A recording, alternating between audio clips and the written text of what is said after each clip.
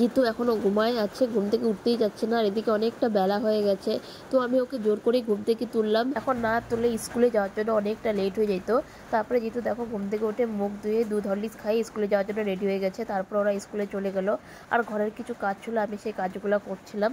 আমাদের মতন ঘরের বউদের সংসারে প্রতিদিন যা কাজ থাকে আর কি, তো কাজগুলোকে আগে আমি শেষ করে নিলাম, তারপরে চলে গেলাম রান্না করে রান্নার জন্য। তো আমি এদিকে আগে ভাতটা বসে দিলাম, তারপরে সবজিটা কাটে নিব।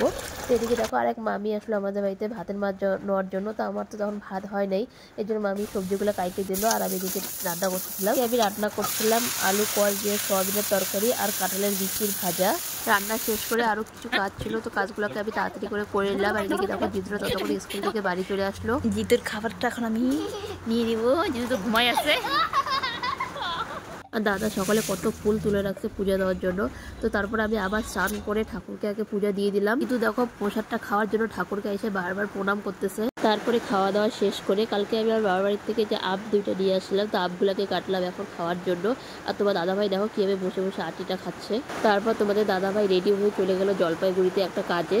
তারপরে আমি আর জিতু একটু ঘুমাই নিলাম। তারপরে ঘুম থেকে উঠে জিতু বললো ম্যাগি খাবে, জিতুকে ম্যাগিটা বানাই দিলাম। তারপরে ম্যাগি খাই জিতু বাইরে চলে আসলো খেলার জন্য ওর বন্ধুদের সাথে। তো জিতু ওখানে খেলা করছিল, তারপরে আমিও পাশের বাড়ি জিতুদের সাথে বসে একটু গল্প করছিলাম। তো বন্ধুরা আজকের ভিডিওটা এই পর্যন্তই, টাটা।